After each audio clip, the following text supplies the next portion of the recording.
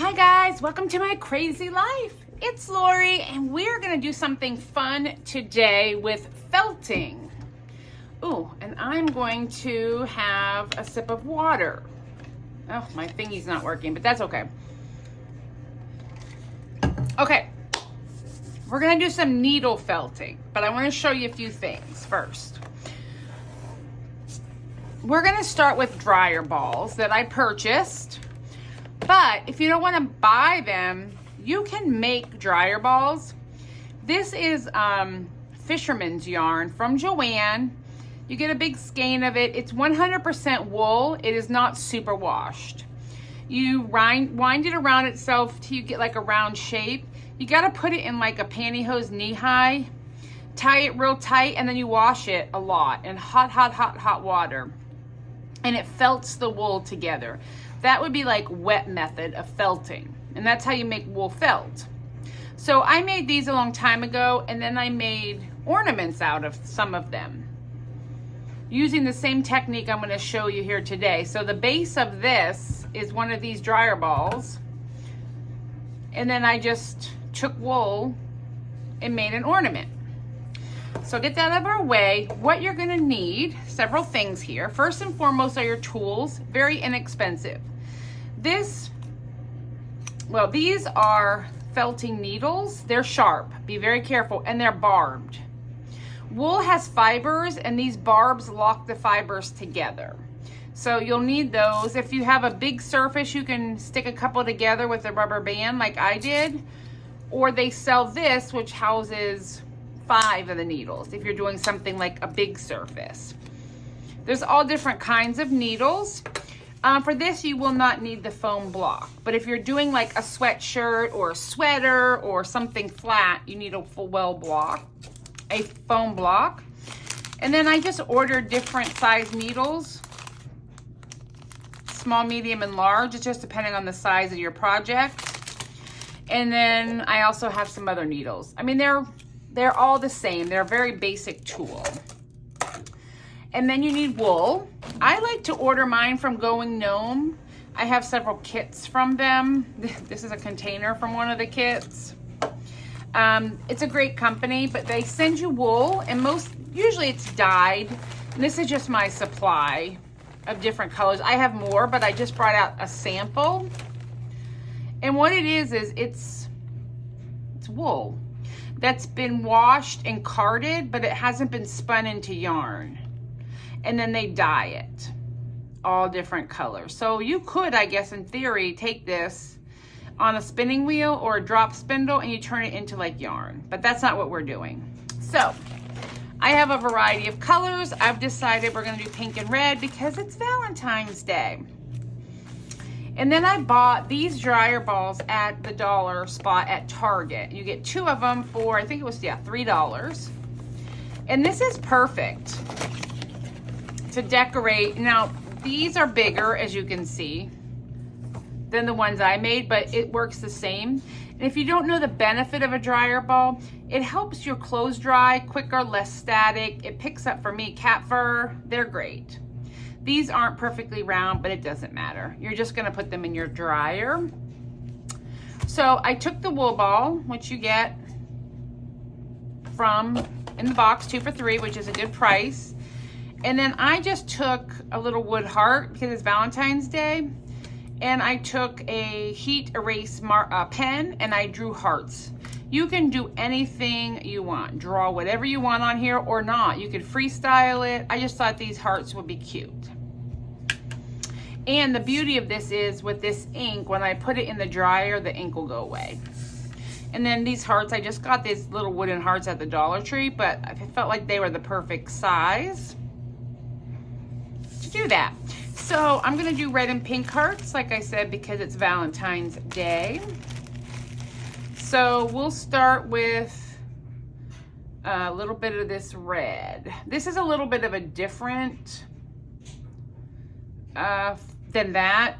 It's all roving, but this is just a little different. So you just pull some off. Now these are little, so I need just a little bit at a time. You take your needle, whichever needle you want to work with, and you just start. Now, Like I said, it is very sharp. But if you can see it sticking, as I poke this in here, let me see if I can get a closer look for you. As I poke it, it's locking these fibers together, and it's so easy. And then you just, you just kind of have to work with it. These are kind of long pieces that I have. Oops, and that's why I just broke my needle. So that's why you need, a decent amount of needles. This came in a kit that I got, I want to say from like Michael's or something, but this one is getting kind of dull. But I do like the rubber handle on it. I wouldn't use a multiple pronged needle for these because they're so small. And then you just want to outline. And what I will do is just get it into its shape first. Right? And then kind of fill it in. And you can take this and just kind of curl it up, do its thing. Right? I mean, it's so forgiving. And right now, if I don't like it, I can just pull it out. But it's so easy. And then you just start working it in. You want to be careful. I don't know that this is a activity that I would do with too young of children. Let me tell you, when you stab yourself with that, it hurts and you bleed. So trust me, from my experience of doing this. And then you just have to work it down in there and get it flat. You want to really work each heart to get it down in there. And like I said, the fun thing is you can do this on sweatshirts. You can do it on t-shirts. You can do it on sweaters, denim jackets. You can make any design you want with this wool yarn or wool roving. What I would say, you have to have a surface like this, some kind of piece. It's just foam. You can get it anywhere. But if you're doing it onto foam, you need to lift it a lot because it will attach itself to your foam. But like in this situation, I don't need foam because I'm not doing it on a flat surface. I'm doing it in this ball. Yeah, and so you have one heart done, that quick lickety split. Now, this shape is a little questionable, but it's a heart. You can do polka dots, you can do anything you want. I have one that's an owl, and depending on how much colors of wool you have, and you can get kits. I know I bought a rainbow kit because I wanted all the different colors.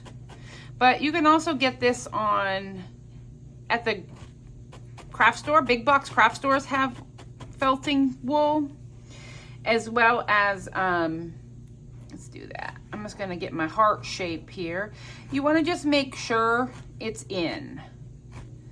So when you think it's in, kind of move your edges around, and it will felt itself to the ball in the dryer. But there we go, there's a heart. And then I could say, oh, let's take some pink.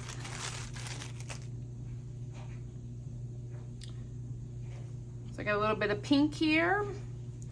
And less is more. Always start with less than what you think you'll need and add, because it is a little more challenging if you have more in here to take it out than it is to add more. But you'll get the feel for how much you need once you've done a few. It is so fun. Also, because it's wool, if you make little tiny balls, you can make for essential oils. Or you can buy those balls, wool balls at all over the place. And you can put your essential oil in it. You want to go straight down in though. That is the one thing. If you go sideways, that's when you tend to bend your needle and that will break it. But I have plenty. And they do get weak. You saw that I just broke one. It just got weak is all. I want to make this pretty. And it will, like when you're washing or drying stuff, this will get some, it'll ball up a little bit, but that's okay. These make great gifts too, because you can personalize them for anything you want. All right, now we're gonna stab that in there. You can do multiple colors together. I mean, really, it's unlimited. The only thing I will say is once you get to like this point, it's pretty much in there. You can get it out, but it's definitely easier with the less amount of poking that you do. But that's all you do. You're literally just jabbing your wool into the other wool. You're making these one piece of wool. And then if it's like this one here, I can come up under it, pull that in. And then I like to do this around it. It just grabs all those little tiny ones and shove it in there. So we're gonna keep going here. And I will come back when this ball is done and I will show you what it looks like. All right, here we go. This is the finished item, ready to go in my dryer. You can also do one like Christmas, or you can just leave them plain. But these are our dryer balls that we made. Now, obviously I bought the base, but how fun is that? Now they'll get a little pilly and whatnot, but you can clean them up. So I hope you enjoyed.